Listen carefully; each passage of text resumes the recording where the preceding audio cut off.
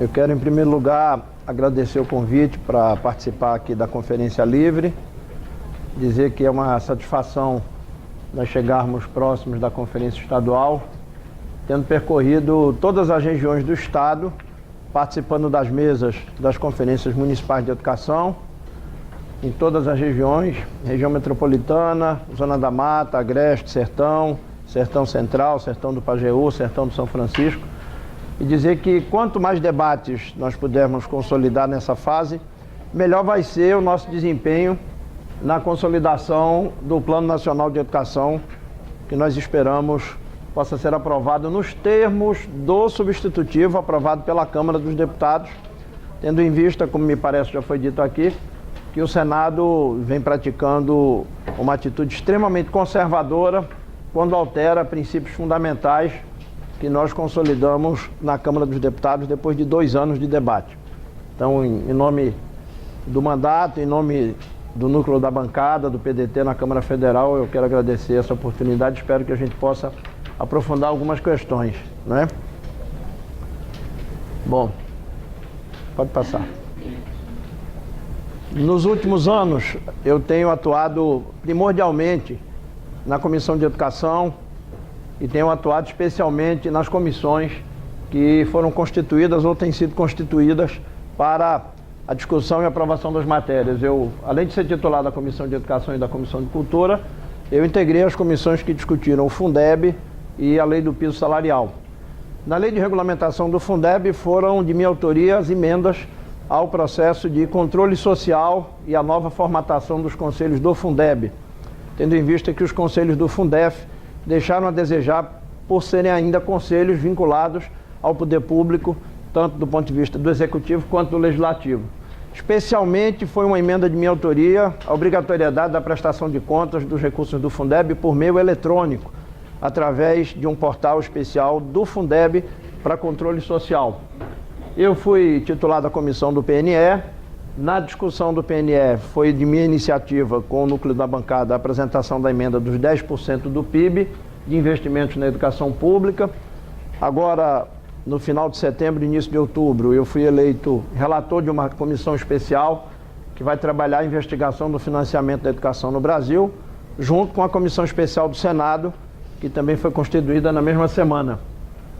Na discussão do projeto de lei 5.500, que sucedeu à medida provisória 592, a discussão dos royalties para a educação, foi também uma emenda de minha autoria a transferência de 50% do fundo, inicialmente para investimentos em educação, contrariando, portanto, o projeto original da presidenta Dilma, que era de aplicarmos 100% dos royalties para a educação, iniciativa em torno da qual se fez uma grande mídia e que, efetivamente, a mídia que foi feita não correspondia ao texto do projeto de lei.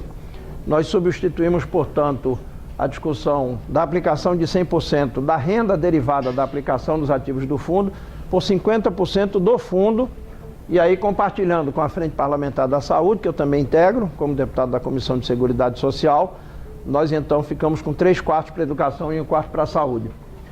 Eu também sou autor do projeto de lei 5519, que propõe a estruturação do Sistema Nacional de Educação. Esse projeto foi apensado a outras matérias que estão tramitando sobre regras e mecanismos de avaliação do desempenho na escola pública. E eu também sou autor do projeto de lei 5847, que propõe reorientar 50% dos ativos que a União recebe como dividendos das estatais. Eles são reorientados para o FNDE, para o Fundo Nacional para o Desenvolvimento da Educação. Hoje, para vocês terem uma ideia, 100% do que a União recebe como acionista majoritário, fruto do dividendo que é pago pelas estatais, 100% vão para a conta da dívida pública. Então é um contrassenso que empresas lucrativas transfiram parte da renda desse lucro para a acionista majoritária, que é a União Federal, e a União Federal os transfere automaticamente todos para o pagamento da dívida pública, em função de uma lei aprovada no governo de Fernando Henrique e que não foi modificada até hoje pelo governo federal. Eu também sou da Comissão de Seguridade Social e da Comissão do Trabalho, Administração e Serviços Públicos. Depois dessa maratona de debates que nós fizemos, desde o Fundeb, a Lei do Piso, o PNE e a discussão dos royalties, E depois dessa jornada de conferências municipais que eu fiz em Pernambuco e dos debates que estão sendo feitos na Câmara, eu tenho uma avaliação muito particular que a convocação da CONAI e os eixos da convocação da CONAI estão acontecendo de uma forma profundamente despolitizada. E aí eu me refiro à não percepção dos fatores que hoje determinam a polis, do contexto em que se dá a educação, a democracia, o Estado Nacional, a economia e o desenvolvimento do país. Então, eu tenho feito uma opção de provocar, em alguns fóruns, uma reflexão sobre esse contexto histórico em que se insere a CONAI e a luta pelo direito à educação de qualidade. E uma pergunta: o nosso déficit, para nós termos chegado a esses indicadores no Brasil em pleno século XXI, é um déficit de atores sociais, é um déficit de conhecimento dessas relações nacionais e internacionais sobre o Estado, sobre a nação brasileira, ou é um déficit de estratégias? Ou são todos os três ao mesmo tempo, né?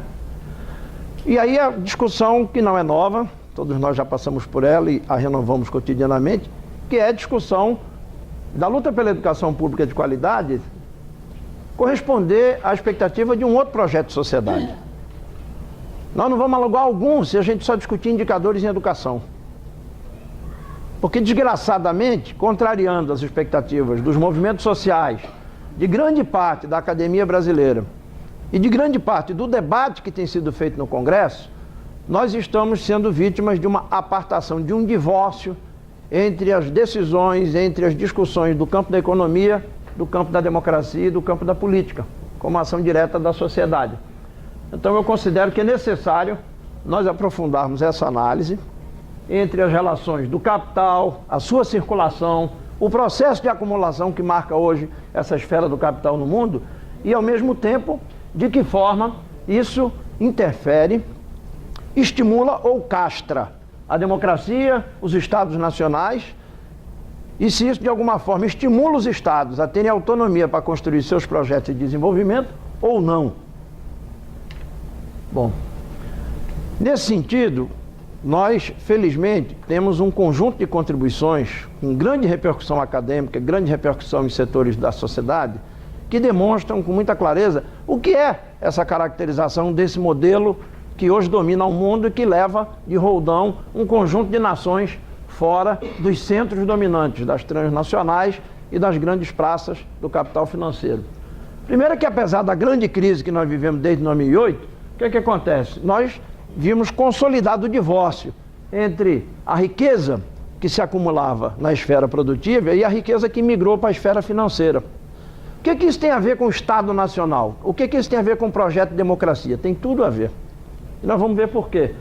Primeiro, a mudança de um padrão de acumulação vinculado à produção faz com que hoje a riqueza no mundo seja 5 vezes maior nas transações fictícias financeiras do que propriamente na esfera do trabalho e da produção, onde a educação, a qualificação profissional, a formação e a escolaridade do trabalhador incidem com muita propriedade. Mas hoje o mundo, há 40 anos, consolidou esse divórcio. Ao lado disso, vivemos o império das transnacionais e da livre circulação dos capitais, que reduzem progressivamente a autonomia dos Estados nacionais. Os Estados que não são as sedes das matrizes das transnacionais, ou que não são as sedes das grandes transações financeiras, eles são progressivamente encurralados e vão aos poucos perdendo a sua autonomia para tomar decisões de planejamento, vão perdendo a sua autonomia para pensar a economia em função de um projeto de sociedade, consequentemente eles vão se desnutrindo, eles vão perdendo a sua capacidade de pensar o próprio desenvolvimento em função da supremacia das transações financeiras. E aí nós que vivemos com muita propriedade a luta contra o Estado mínimo, no auge do período das reformas neoliberais, nós estamos vendo o Estado mínimo voltar com outra roupagem, que é o chamado Estado regulador. Ou seja, a linha de frente desse Estado não são mais as clássicas alienações dos ativos nacionais, não são mais as privatizações. O Estado é acionista, ele vende o controle acionário e ele transfere uma estatal ao capital privado. Hoje a nova roupagem do Estado mínimo é exatamente a passagem de um Estado para um Estado regulador, mediante os mecanismos das concessões, das PPPs, da transferência da produção de serviços e da entrega dos serviços, entre aspas, pelas organizações sociais, pelas OCIPs, que assumem a produção e a oferta de serviços. Não é por acaso, há uma semana, o governador de Goiás veio a Pernambuco e deitou falação dizendo que o caminho era, inclusive em saúde e educação, entregar tudo para as OS e para as OCIPs, hospitais, unidades de atendimento, escolas, porque isso é o que ele fazia em Goiás, com grande resultado, com benefícios à população, né? Pode passar. Também o que nós temos verificado é que nessa fase de acumulação do capital, em detrimento da estrutura fiscal da federação, o Poder Central pratica uma desbragada política de desoneração tributária.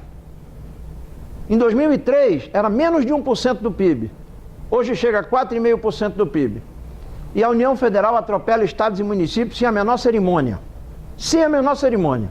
Então há um grande processo de desonerações tributárias a favor do capital, um estímulo à atração de investimentos externos na aquisição e fusão de grandes empresas, o que faz com que poucas sejam as novas plantas industriais para a geração de mais empregos e para a diversificação produtiva. Há uma concentração do capital e agências de classificação de risco, as chamadas agências de rating, que vivem dando nota, como B10 especializados, ao desempenho das contas nacionais, aos gastos públicos, aos investimentos sociais. Há 3 edições passadas da revista Veja, o ex-ministro Maílson da Nóbrega nos tratou, nós parlamentares, que nos destacamos na defesa da ampliação do investimento em educação e de 10% da receita corrente bruta para a saúde. O título do artigo do Maílson na Veja era Conspiradores contra o Futuro. Conspiradores contra o futuro, porque estamos aprovando mais gastos públicos em detrimento do equilíbrio fiscal. E aí ele não escreveu o fim da frase, consequentemente, em detrimento do equilíbrio fiscal, das metas do superávit primário e da sustentabilidade para o capital das relações dívida-PIB. Tem um trabalho que foi publicado agora pela editora do Senac, que é do Ricardo Iwata, muito interessante, muito didático, que eu sugeriria que vocês procurassem, que é Agências de Rating e o Brasil nesse processo de 1996 a 2010. E aí, no meio desse grande universo, o capitalismo se consolida, apesar das crises, com toda a sua dimensão internacional e com a supremacia da acumulação das finanças sobre a acumulação produtiva e aniquilando aos poucos a liberdade de construção do seu projeto de desenvolvimento, onde entra um Plano Nacional de Educação, para os estados nacionais. Bom, qual é o nosso contexto em 2013? Quais são os desafios da educação, do conhecimento e do desenvolvimento? Apesar dos esforços feitos, das emendas constitucionais pelo financiamento da educação, nós continuamos com precários indicadores educacionais, nacionais e regionais, de acesso, permanência e qualidade do desempenho.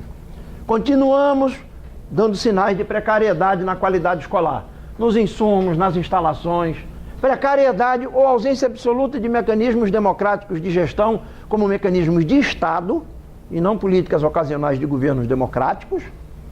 Contratos precários ainda são uma realidade em grande parte dos estados e municípios. Pernambuco tem 41% dos professores da rede estadual com contrato precário. O Brasil vive num patamar confuso.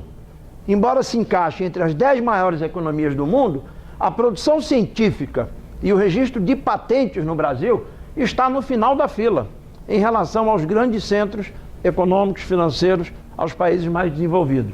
A nossa população economicamente ativa tem uma baixíssima escolaridade, acima dos 25 anos, quase 50% ou não tem nenhuma escolaridade ou apenas o ensino fundamental incompleto. E vivemos um processo de migração da população do campo para as cidades há 50 anos, mas hoje o que é que nós colhemos? Como diz um amigo meu, quem planta urtiga não colhe alface. O que é que nós colhemos? Um baixíssimo índice de desenvolvimento urbano. Marcado por o quê? Marcado pela habitação precária, pelo déficit de saneamento, pela coleta e tratamento dos resíduos sólidos praticamente inexistente nos grandes centros, pela violência urbana e pela uma mobilidade precaríssima, como a gente discutiu em 91, 92, na votação do plano diretor da cidade do Recife. E para minha surpresa, ano passado, discutiu-se a sucessão no Recife e nenhum candidato a prefeito falou da lei orgânica da cidade. Impressionante, parece que a cidade não tem Constituição. E tudo que se reclama hoje de mobilidade urbana está descrito na lei orgânica do Recife, no capítulo de transporte público. Então esses são os indicadores que nós temos colhido. Ao mesmo tempo, em alguns estados, sob alguns porta-vozes, nós vivemos uma nova era do milagre. Nós temos o PAC 1, o PAC 2, investimentos diretos e indiretos, infraestrutura, concessões do governo federal a um conjunto de áreas dos serviços que nunca tinham recebido o investimento do capital externo. Era a menina dos olhos do capital estrangeiro entrar na área de serviços no Brasil e vão entrar agora de uma maneira acelerada.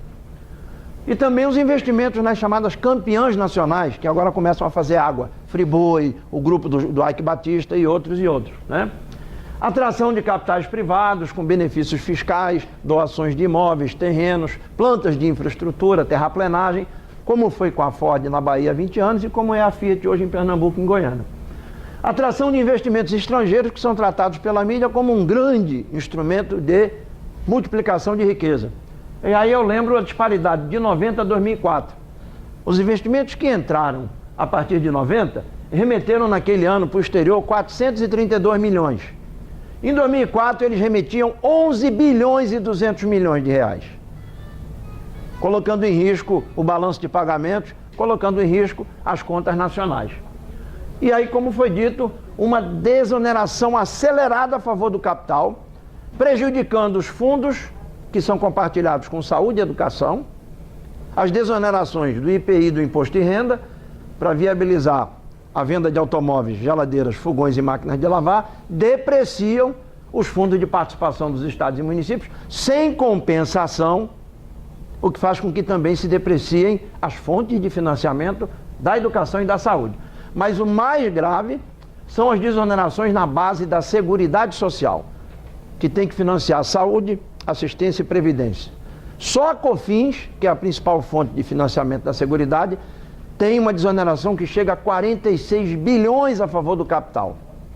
Entre 2005 e 2010, o governo federal desonerou e, através da DRU, desviou quase 250 bilhões que deveriam financiar saúde, assistência e previdência social. E hoje nós vivemos a lógica do curto prazo. Todo o noticiário econômico, toda a movimentação de governo e oposição se dá em função de dois indicadores, a inflação do mês e o PIB do ano. O Brasil não tem mais nada a se preocupar, só com a inflação do mês e o PIB do ano.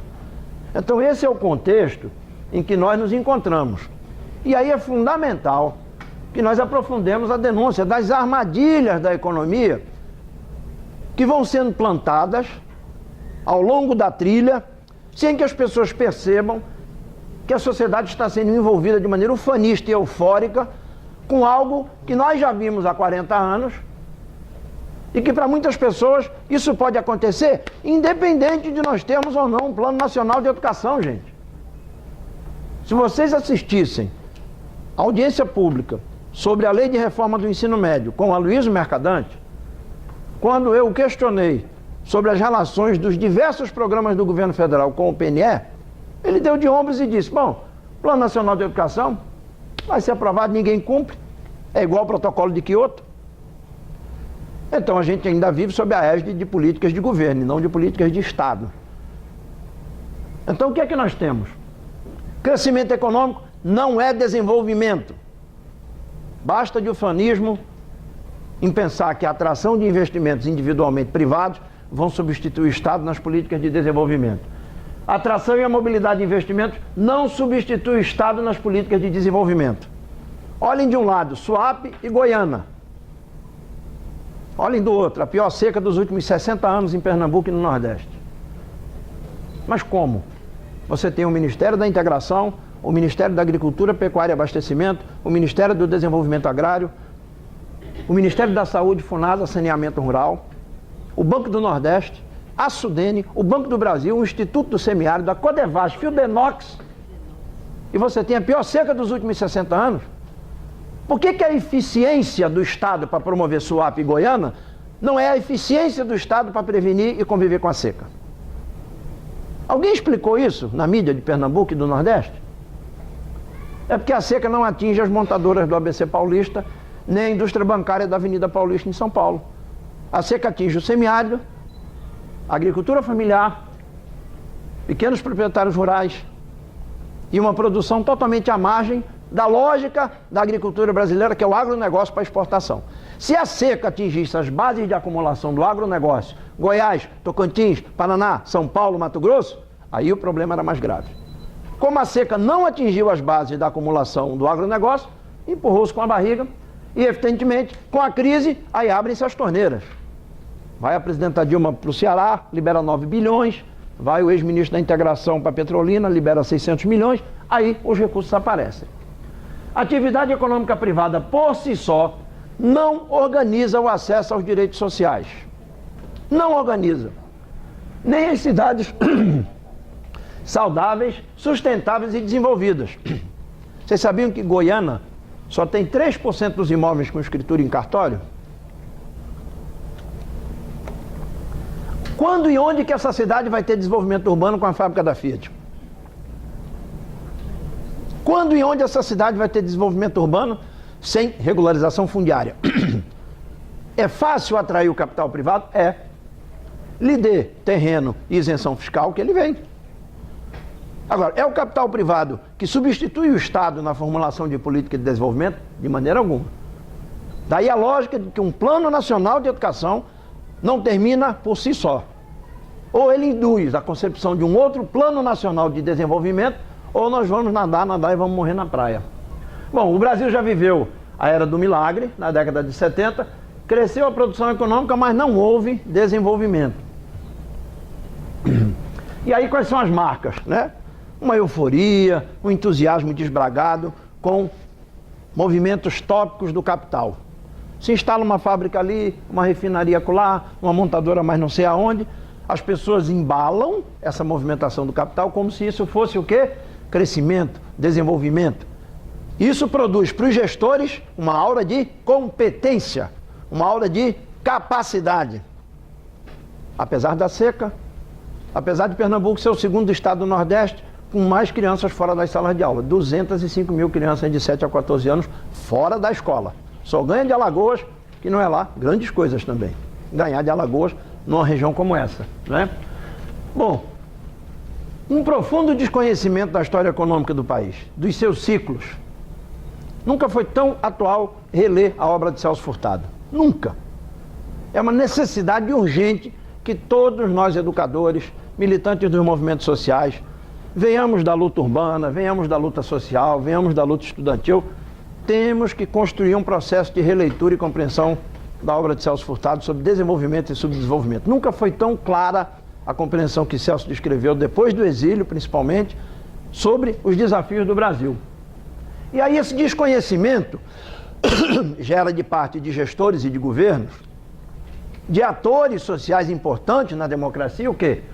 Uma submissão às decisões de governo, às convenções que interessam ao capital. Quais são as grandes convenções?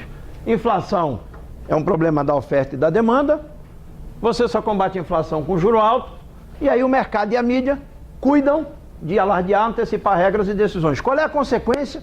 Por que o primeiro Plano Nacional de Educação morreu na praia em função do subfinanciamento? Por quê?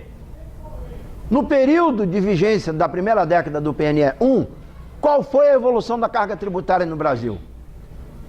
A carga tributária diminuiu ou cresceu? A carga tributária cresceu, como a gente vai ver. E para onde foi o dinheiro? Por que o Brasil, sabendo que o mundo que havia construído uma revolução na educação, consequentemente construído as bases de um projeto autônomo de desenvolvimento, por que o Brasil não seguiu o mesmo caminho? Submissão das contas nacionais às metas do superávit primário e ao pagamento da dívida pública. E essa submissão é tão servil que, sem necessidade, a presidenta Dilma mandou para o Congresso 2 projetos de lei orçamentária, de diretrizes orçamentárias, propondo no artigo 2º, a elaboração e a execução do orçamento observarão em primeiro plano as metas de superávit primário. Frio e pronto. Acabou o Plano Nacional de Educação, acabou a consolidação do SUS, acabou a tese da reforma urbana, acabou tudo. A meta do país é tirar impostos, sobretudo dos assalariados e do consumo das famílias, e financiar a renda do capital através da dívida pública. Quais foram os nossos maiores adversários no PNE e na proposta dos royalties para a educação? Quais foram? Então vamos lá. Pode passar. Num trabalho publicado pelo IPEA, fica muito evidente que nós vivemos uma era em que, do ponto de vista democrático, a sociedade tem consolidado a sua participação cidadã na eleição dos governantes, mas do ponto de vista orçamentário, macroeconômico e fiscal, o país está sendo entregue à reprodução do capital. Mesmo que nós tenhamos alguns avanços. Pode passar. Você tem a comparação da carga tributária do Brasil, ali à esquerda.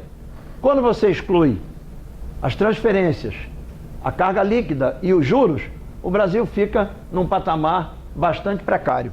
Por quê? Porque é o país onde mais se consome juro como percentual da carga tributária. Exatamente porque foi um dos países colocados como plataforma estratégica de reprodução do capital. Onde é que entra um Plano Nacional de Educação nessa lógica em que a acumulação do capital no mundo foca alguns países e se apropria das decisões desses países para transformá-los em plataforma de acumulação do capital? Quais são os atores que nós vamos ter que mover para que saiamos de um Plano Nacional de Educação incidindo num outro Plano Nacional de Desenvolvimento? Porque isso aí não é desenvolvimento. Pode passar. E aí, mais uma vez, Furtado dizia o seguinte: as soluções só surgem numa sociedade quando existem forças empenhadas nisso. Empenhadas nisso. E não em mascarar e dissimular soluções estruturais. E nós sabemos que as elites brasileiras são especialistas em dissimular. Como aconteceu na campanha das diretas. Uma mão levantada no palanque para as praças e a outra mão negociando o colégio eleitoral. Pode passar. Bom, nós já tivemos algumas oportunidades, algumas alavancas e pontos de apoio, como descreveu muito bem Arquimedes, né? E eu lembro que o primeiro alerta, digamos, de caráter estrutural de Estado foi em 1932, com o Manifesto dos Pioneiros da Educação. Há 81 anos, pode passar. Há 81 anos você tinha a concepção de que, alto lá, somos um país agrário, mas se queremos desenvolver e diversificar a nossa estrutura econômica, temos que partir da educação. Até porque, para pensar a economia e o desenvolvimento, temos que partir do conhecimento da cultura. Isso foi dito há 81 anos e ainda não foi consolidado por nenhum governo assumiu a máxima dos pioneiros da educação de 32. Vou acelerar aqui. E aí, como eu vou deixar à exposição, nós temos heranças, crises e oportunidades que explicam por que o Brasil, em pleno século XXI, tem os indicadores educacionais que tem. Tem os indicadores de violência contra jovens e adolescentes. 56% dos homicídios em 2006 nos tiraram jovens de 10 a 29 anos de idade. Metade, mais 6% dos homicídios praticados no Brasil tiraram a vida de jovens de 10 a 29 anos de idade. E a gente não vê nenhuma manifestação da grande mídia, dos setores conservadores, evangélicos, contra esse tipo de situação, né? E aí a confirmação daquilo que vinha sendo dito. Como é que um país que se submete a essa lógica pode argumentar que não tem dinheiro para investir em educação? Como? Um país que se submeteu à lógica da acumulação do capital pode vir discutir que financiamento da educação é um risco. Pode passar. Quais foram os argumentos contrários aos 10% do PIB para a educação? Escassez de recursos, incapacidade de arrecadação tributária. O governo já tem elevado os investimentos em educação. 2012, o maior orçamento do MEC, e atrás que a projeção de 7,5% do PIB em investimentos diretos representavam uma revolução na educação. Essa foi a primeira etapa da negociação da Meta 20, da proposta de lei do PNE. O que foi que disse o Manteiga? Quem foram os nossos grandes adversários na disputa da meta de financiamento da educação no PNE? Foi a direita? Foi o Manteiga. Claro que foi. 10% do PIB para a educação vão quebrar as contas públicas. Ele disse isso dia 4 de julho na Fiesp, e no dia 5 eu fui lá no Conselho de Responsabilidade Social e disse o contrário. Na mesma cadeira que ele sentou, ainda estava quente. Né?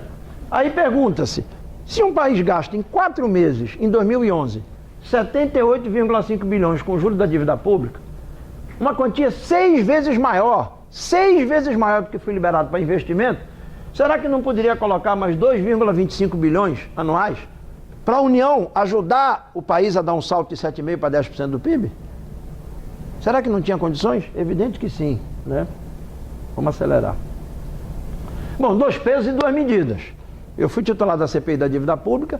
Quando o governo quer, para atender ao capital ou a um projeto de crescimento da economia, ele toma decisões. Em 2 anos, o governo aumentou em 230 bilhões a capitalização do BNDES com o aumento da dívida pública. Alguém explicou de onde vão sair os recursos para o pagamento dos juros dos títulos públicos? Ninguém explicou. Tomou-se a decisão, aumentou a oferta de crédito pelo BNDES e o BNDES escolheu as empresas privilegiadas. O governo acelerou as desonerações, que hoje estão em quase 210 bilhões. Quais foram as consequências? Como é que se compensam as desonerações? Ninguém explicou. O governo tomou a decisão porque quis e acabou. Liberou 100 bilhões do compulsório, os depósitos que ficam retidos no Banco Central, para os bancos, para aumentar o crédito. O que é que os bancos fizeram? Botaram tudo na dívida pública.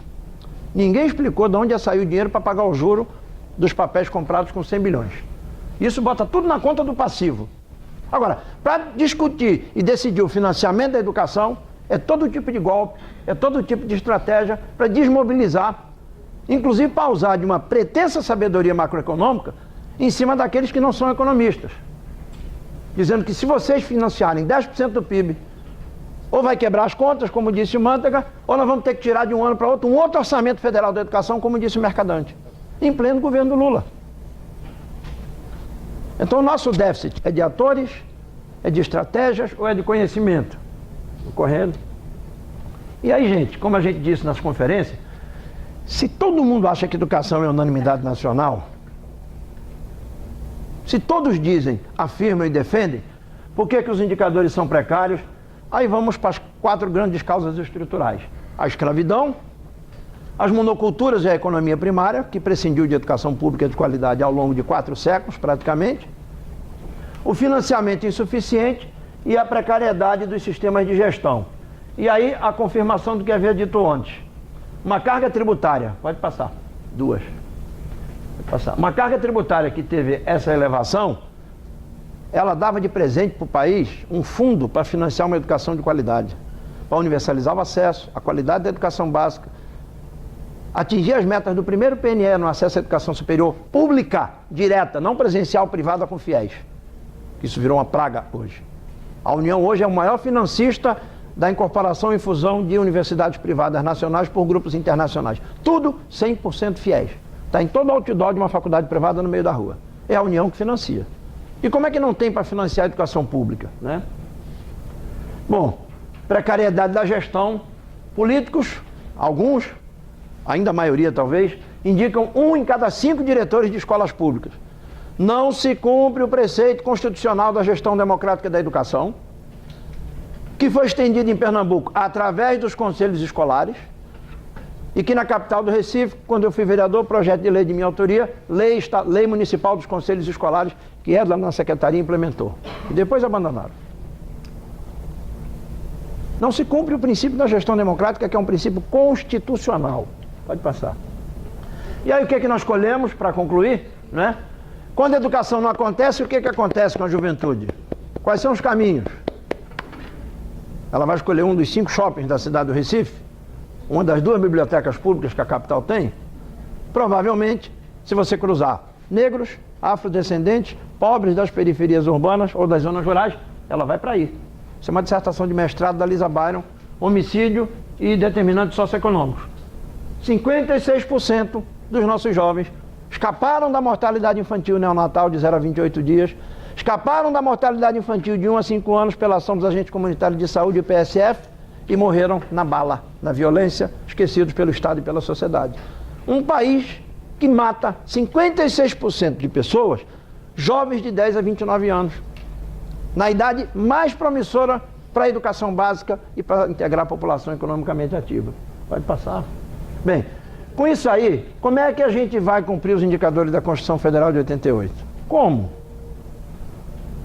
Com a supremacia do capital financeiro nas contas nacionais com a tutela das decisões econômicas nas mãos do mercado e da grande mídia, não adianta ocupar a Comissão de Educação da Câmara. Não vamos para lugar nenhum. Nós temos que redefinir estratégias, porque o que o Senado está fazendo contra o relatório da Câmara é fruto da pressão privatista para aumentar a presença do setor privado no financiamento da educação pública, o FIES, o ProUni, e para retirar a União da complementação dos estados e municípios, porque na lógica deles, se a União assumir a complementação por custo aluno qualidade, quebra as contas do país. É isso que estão dizendo, né? Bom, chegou a hora, pode passar, vou concluir. Chegou a hora da revolução cultural pela educação e pelo desenvolvimento. Pode passar. Essas relações são indissociáveis. Qualquer país que queira construir seu projeto de desenvolvimento com autonomia frente à movimentação dos capitais, sobretudo hoje na era da globalização, tem que construir um projeto onde fiquem claras as relações. Educação e cidadania para fortalecer a democracia e a democracia ser o sustentáculo para a capacidade do Estado planejar a sua economia em função do seu desenvolvimento. Com o objetivo último, quais são? Sociedade justa e igualitária. Sem educação plena de qualidade, não há democracia que sobreviva ao financiamento privado e à tutela do capital nas eleições. A primeira forma de comandar a riqueza de um país, segundo Ladislau Dolbeau, economista, é comprar a eleição. A segunda é o juro comercial, a terceira é o juro da dívida pública. Aí acabou, pode fechar a barraca. Então, se não houver uma educação plena de qualidade universal, você não consolida o direito à cidadania, você não fortalece a democracia. E a democracia vira um simulacro de manifestação do cidadão totalmente tutelada pelo capital. E aí, com a tutela do capital, o que fazem as instituições eleitas pela sociedade? Se curvam aos interesses do capital. Ou alteram aquilo que a Câmara, sob pressão, foi capaz de fazer, mas alteram desavergonhadamente no Senado, que é uma casa ultraconservadora. Bem, isso tudo nós construímos. É o sinal de que a sociedade tem atores progressistas, atores capazes de ocupar o espaço da política e de definir políticas educacionais. O que nós ainda não conseguimos é ocupar o espaço da macroeconomia, das decisões sobre câmbio, política fiscal, taxa de juros, dívida pública, desenvolvimento, que hoje comprometem a nossa capacidade de sonhar com um Plano Nacional de Educação emancipatório e, a partir daí, como um instrumento de fortalecimento da democracia, dos direitos humanos e do desenvolvimento. Bom, só mais dois. Primeiro desafio, educação é política de Estado, não é política de governo. Em 2007, o Fernando Haddad foi à Comissão de Educação da Câmara falar do PDE, Programa para o Desenvolvimento da Educação. Aí eu disse, ministro, o que houve? Trocou a letra? Tirou o N de Plano Nacional de Educação e botou o D de Plano de Desenvolvimento da Educação? Ele disse, não, é porque o PNE 1 tinha muita meta quantitativa, etc. Ou seja, em plena vigência de uma lei federal aprovada no Congresso, no embate de um projeto do governo Fernando Henrique e um projeto de iniciativa popular encaminhado pelo Ivan Valente pela bancada do PT, no meio da década vem o governo e joga o PNE no lixo e cria o seu programa, Programa para o Desenvolvimento da Educação, que é o que em geral os governadores e prefeitos fazem. Quando a gente avaliou o primeiro PNE, 17 estados não tinham planos estaduais de educação. 95% dos municípios não tinham planos municipais de educação, e daí? Tá nem aí. Vai fazendo, vai tocando, distribui tablet para os alunos, pinta o muro da escola, manda menino para estudar nos Estados Unidos, vai tocando, vai tocando. Os insumos isolados se transformam no eixo da política. E aí você publiciza, você entrega os resultados a um marqueteiro e ele transforma aquilo numa política de governo, quando deveria ser uma política de Estado. Volta só o penúltimo. Bom, estruturar o Sistema Nacional de Educação, que é proposta da minha iniciativa, projeto de lei 5519, consolidar os mecanismos de gestão democrática previstos na Constituição Federal, leis federais, Fundeb, constituições estaduais, leis orgânicas municipais, garantir o monitoramento das metas do PNE. Eu tenho ido a vários municípios, provocado por assembleias de professores, por greve de professores, etc. E me surpreende quando eu pergunto aos professores quem leu a lei 11.494, que regulamenta o Fundeb, a maioria não leu. A maioria não leu. Então está no impasse com a prefeitura e não sabe como é que está o conselho do Fundeb no município. Isso desde 2007, há 6 anos. Então, é preciso que a gente tire a lei do papel, que a gente construa uma estratégia nacional para consolidar os instrumentos de gestão democrática, senão não adianta botar na Constituição, não adianta fazer a lei. Se a própria sociedade, se os próprios educadores, os próprios movimentos sociais não se empoderam daquelas prerrogativas que a lei confere para ter controle social, fiscalização, etc. Ainda mais numa área, como vai ser a próxima década, em que a questão da movimentação financeira vai ser brutal. Quando a gente botar a meta 20 e botar o dinheiro do pré-sal, o que vai jorrar de dinheiro. E como disse Heleno, se não houver uma qualificação e um fortalecimento dos mecanismos de controle, a probabilidade é que aumente também a corrupção e o desvio e a má gestão do dinheiro público em educação. Por isso é que tem que consolidar o sistema e os mecanismos. Bom, assegurar a lei de acesso à informação, a prestação de contas por meio eletrônico. Nós precisamos discutir com as universidades a intensificação ou a revisão da formação de profissionais na pós-graduação nas áreas de gestão e financiamento da educação.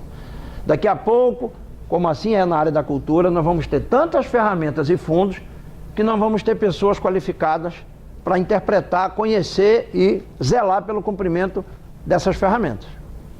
Nós vamos ter fundos, nós vamos ter mecanismos de controle e não vamos ter pessoas qualificadas, até porque a maior parte dos quadros gestores da educação não são carreira de Estado. São cargos de confiança.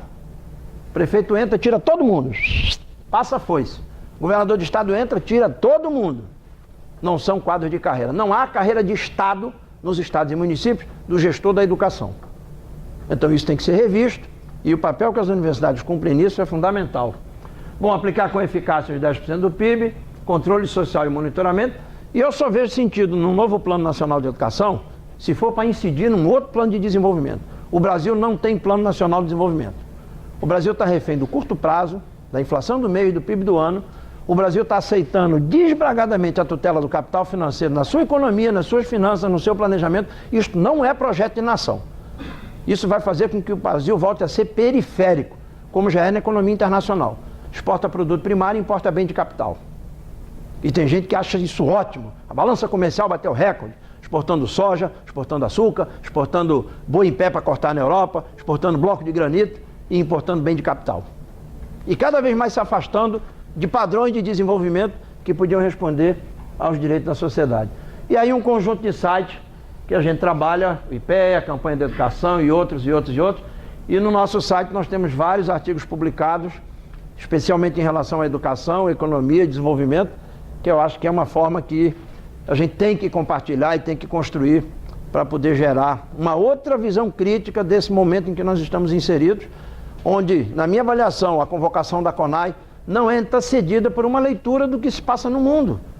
Do que mudou no país, o que mudou na economia mundial, quais são os novos papéis que estão sendo determinados para o Brasil, para a Argentina, para o México.